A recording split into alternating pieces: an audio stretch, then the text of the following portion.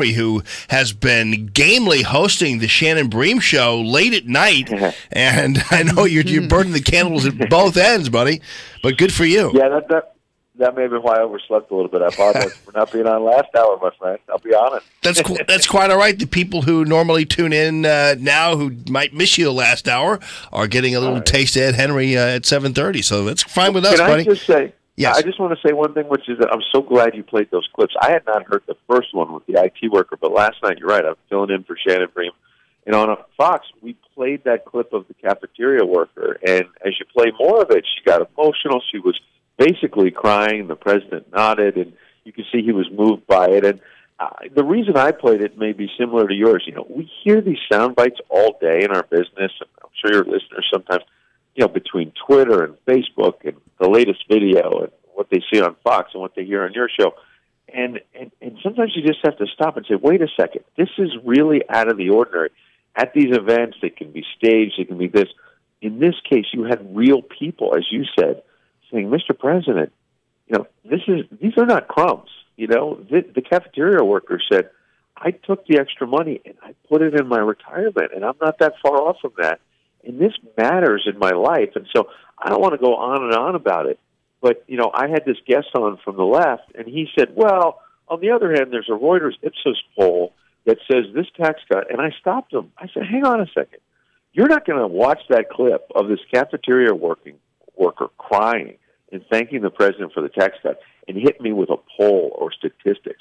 I think there's a golden opportunity there for Republicans in that very exchange. Instead of the, you know, stats and the poll numbers, people want real action. And this tax cut, I'll say two quick things. Was a real accomplishment for the president that is affecting real people. But on the other hand, there's a warning in Pennsylvania in that special election. We can't overread it. But my understanding is the Republican candidate, Rick Saccone, barely talked about that tax cut, barely talked about how paychecks are fatter right now. And that's a lesson for Republicans. Talk about it. Sell it. Yeah, and even when it comes to certain elements like Boeing and some of the changes made, the president always infuses real people into his discussions, whether it be at the White House in the aftermath of the Parkland shooting, or when it comes to trade or any other matter, and then infuses real people in there. And I can only look at these individuals and hear from them. And you had Kevin Purrs, who works at Dynamic Fastener. He came up and thanked President Trump. My name is Kevin Purrs, and I work at Dynamic Fasteners. We sell we sell fasteners and power tools to the commercial industry with a primary emphasis of metal buildings. Yeah, so I mean, obviously he's a person who is benefiting from Boeing's greatness.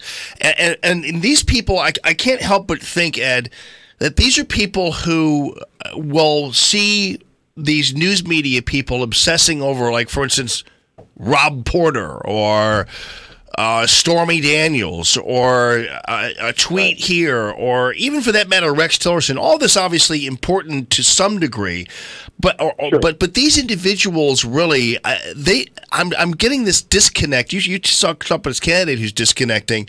I think the media is disconnecting too, and clearly you aren't one of them, because yesterday you connected absolutely with the real people, but I think other people really are not. Well, I hear you, and I hear this all the time. And honestly, I think, you know, for all the frustrations we all can have in our business, but even I think just in any business with social media being overwhelming, and frankly, sometimes just the rancor and the nastiness. Some people go on social media and think they can hide behind, as you know, the keyboard. I'm sure they'll say nasty things about you like they do about me, and then others will say nice things, and it can make your day. Just that a listener of yours said, hey, that was a really nice segment.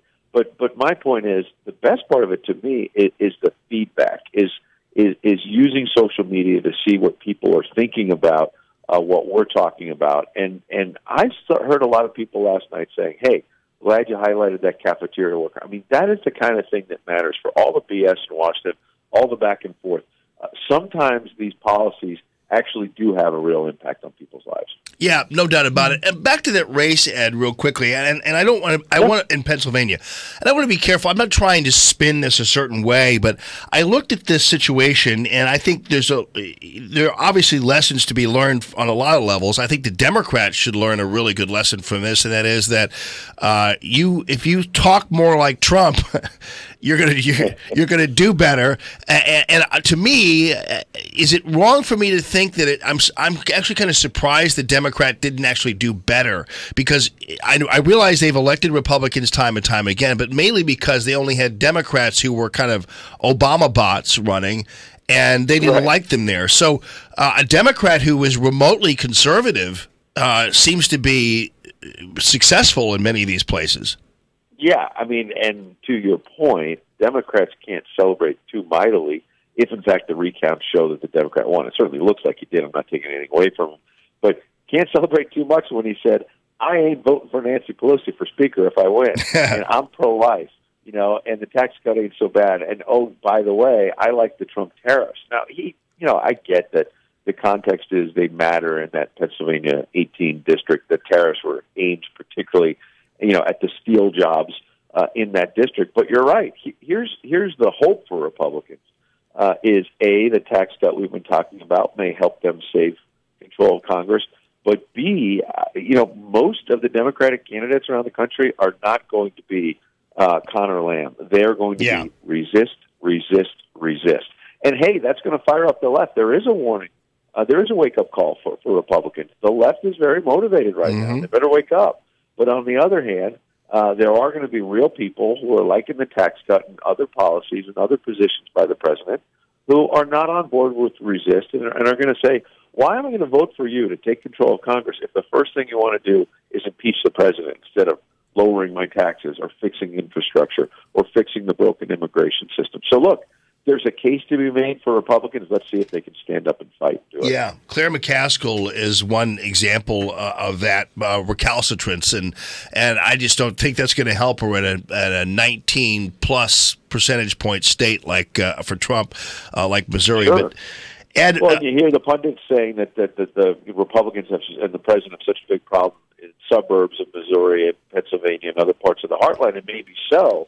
But as you know, the Axios poll last week of some of these states that Trump won big, like Missouri, suggested quite the opposite and suggested there's real danger for Claire McCaskill and others. Again, danger is one thing. I think the Republican candidate, who got a boost from the president yesterday in that Senate race, but also Republicans writ large, coast to coast, they've got to take that message and run with it. There are some years where Republicans end up being so milquetoast that they can't make the sale. Yeah, no doubt. Well, listen, I realize you actually you could have just said, hey, listen, I'm doing Shannon Bream show. I'm not going to be waking up that early, but you did for us, Ed Henry, and we really do appreciate you. More than that, and I appreciate you having me on, and I hope everybody has a great weekend. No problem, and we're all in baseball mode, and don't forget about Ed's awesome book, 42 Faith, the rest of the Jackie Robinson story with all of its St. Louis tie-ins and its baseball love and religion, and it's all mixed into one. So we appreciate you, buddy. I love it. Okay, man. Go Cardinals. No doubt. At Ed Henry, it's Common Sense Radio.